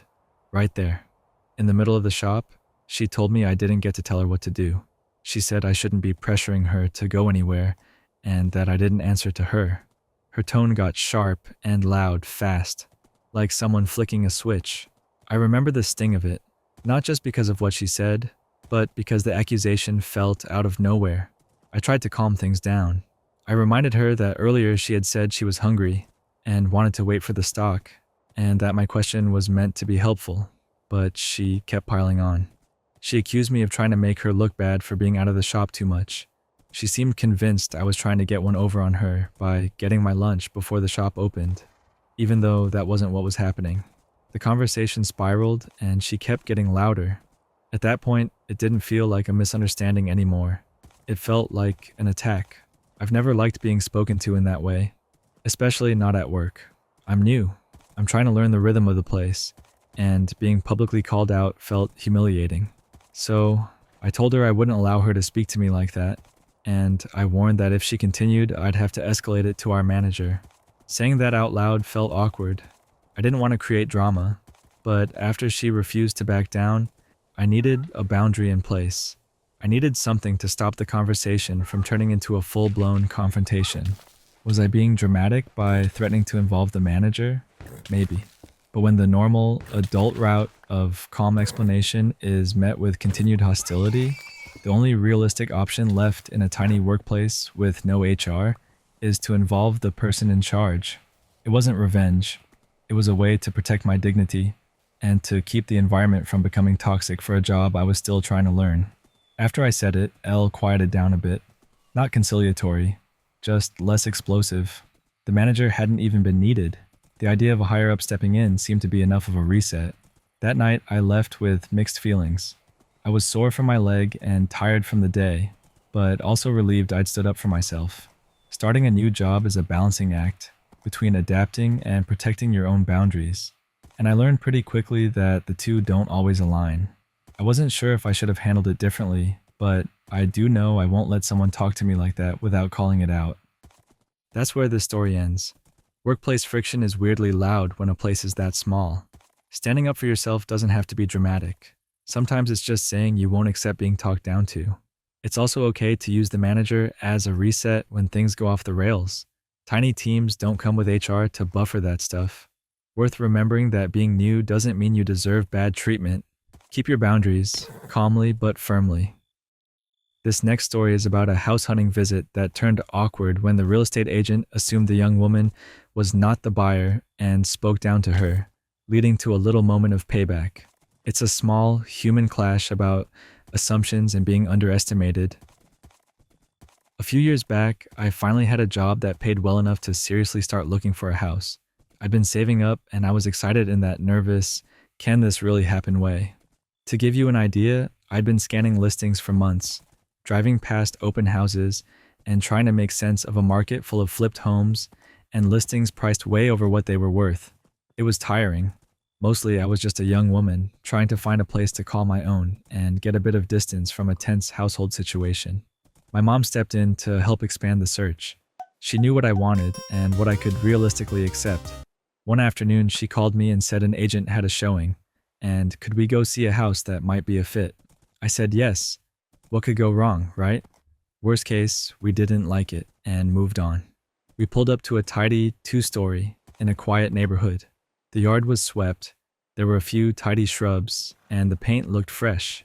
It felt like one of those normal, plausible options you see in listings and think, okay, maybe. Then a big truck rolled up behind my mom's car and out stepped our agent. Let's call him Mr. Showman. He was tall, clean-cut, the sort of real estate smile that looks practiced in a mirror.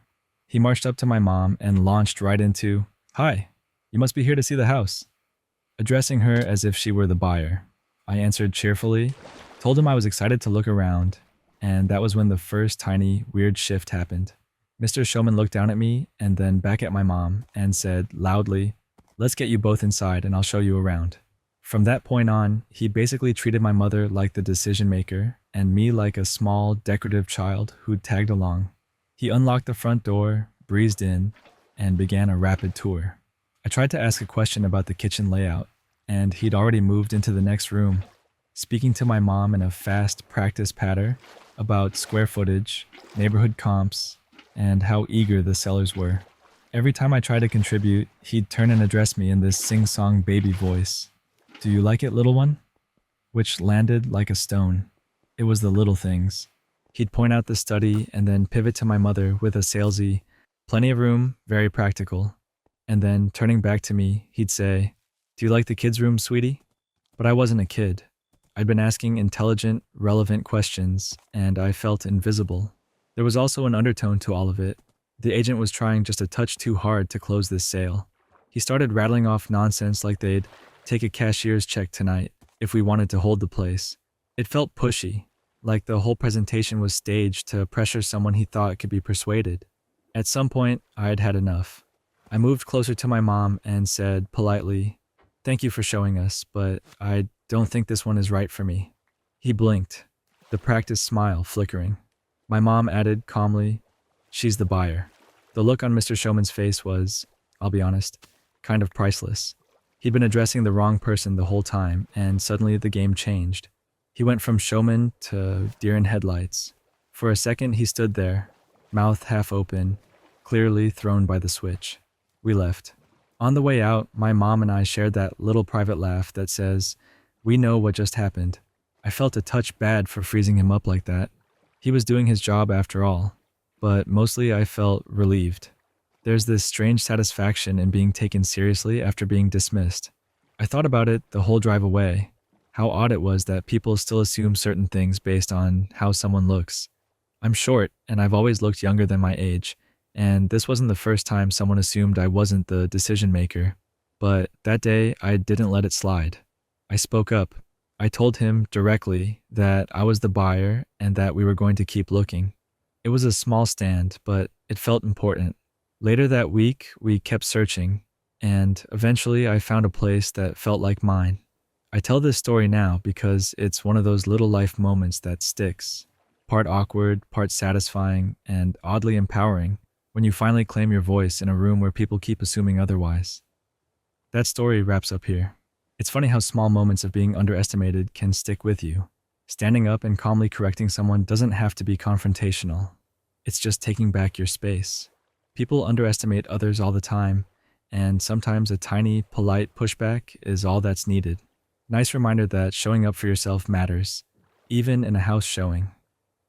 This next story is about a man whose father disappeared for 15 years and then unexpectedly showed up at his workplace, forcing him to face a mix of unanswered questions and raw emotion.